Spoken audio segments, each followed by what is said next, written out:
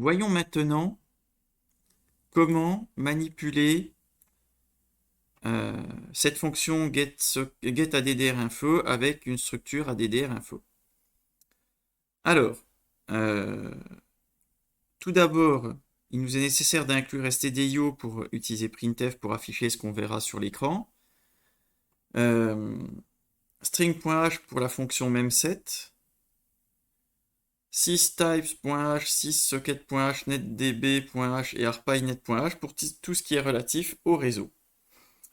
Donc, on commence par déclarer une struct addr_info que l'on met à 0.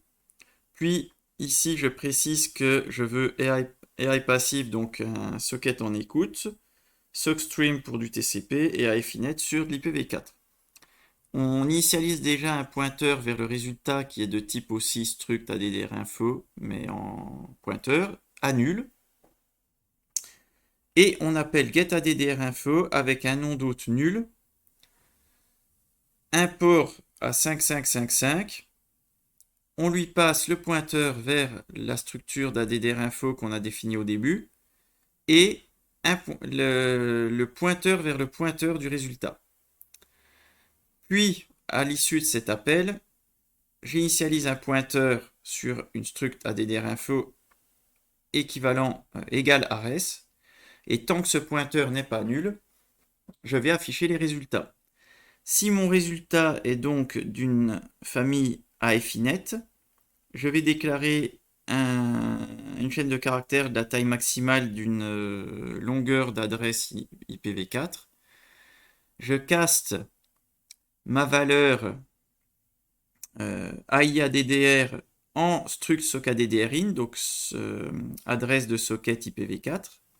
Je convertis mon adresse dans la chaîne de caractères selon une conversion depuis une adresse IPv4 vers une chaîne de caractères IPv4 et j'affiche l'adresse et le port d'écoute ou de connexion.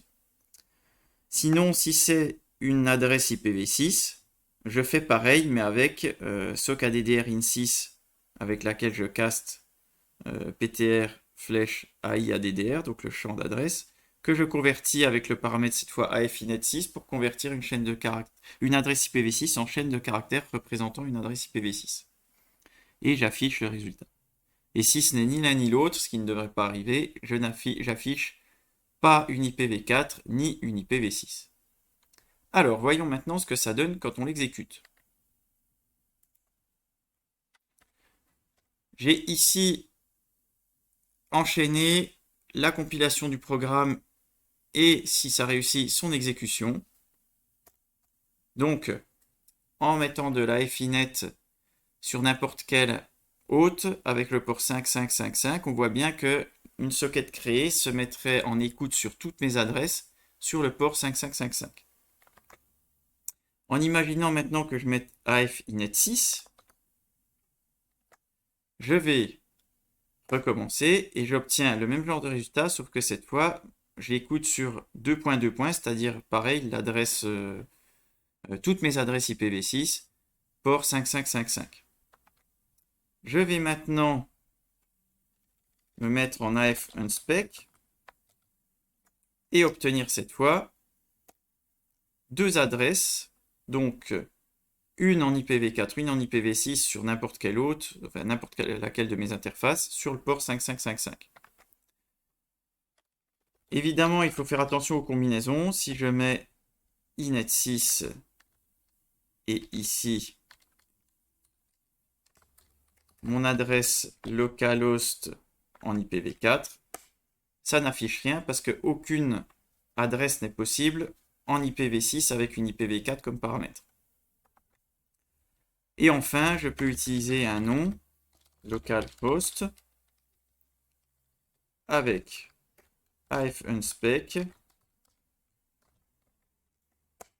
Et cette fois, j'obtiens une IPv6 2.2, donc le localhost IPv6, et une IPv4 localhost 127.0.0.1 en retour de mon programme.